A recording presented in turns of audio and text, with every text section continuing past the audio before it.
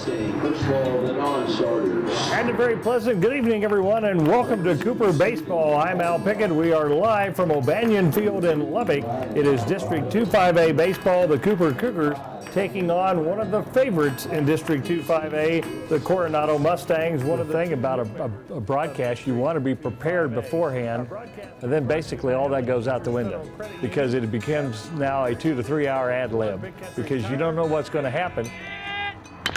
And a ground ball hit slowly, charged by Freeman. Maybe a tough play up with it. The shortstop fires to first in time on a bang-bang play.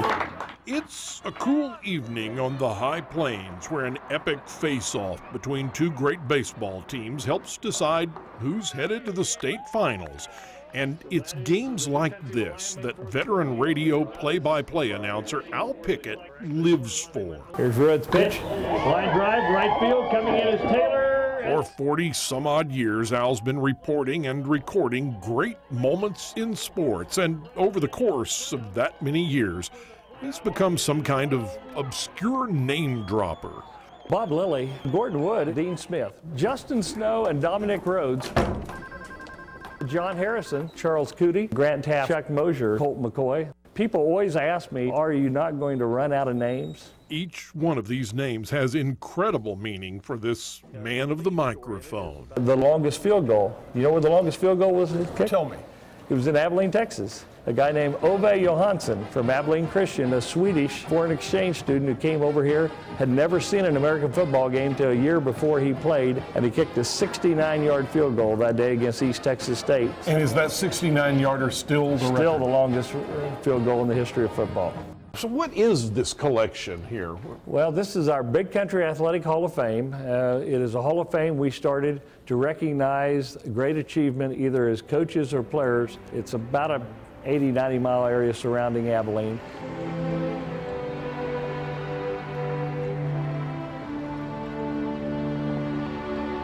In downtown Abilene, what's taken over an entire hallway of the school district headquarters are the archives, artifacts, and keepsakes Al Pickett has collected and cataloged over the years.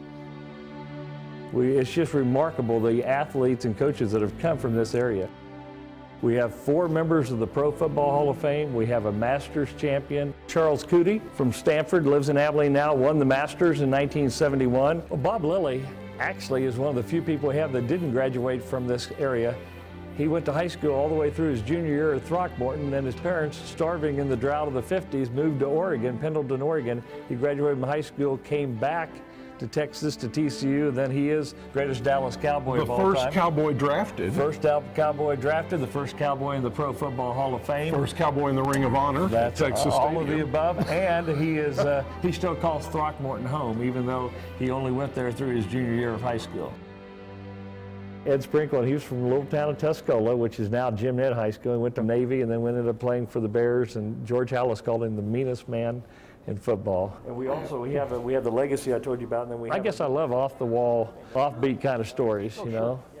Offbeat maybe, but much of the material found in this Hall of Fame is featured in Al's books, and one in particular, The Greatest Sports Stories You've Never Heard. There's a story in your book about Grant Taft. Well, Grant Taft was a first-year young head coach at McMurray, and they played northeast Louisiana in Monroe.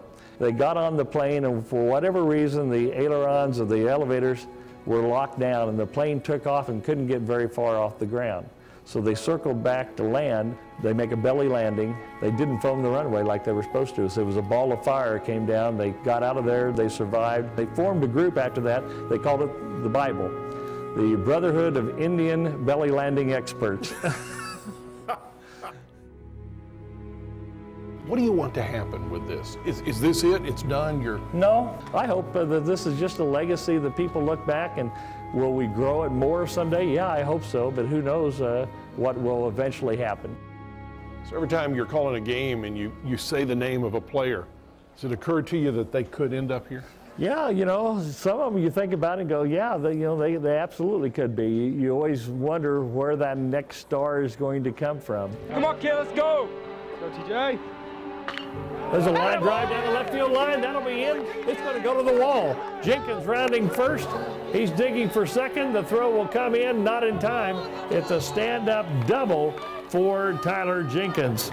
It's under the lights of so many years and so many arenas where the combination of competition and character results in something more than just scores and statistics.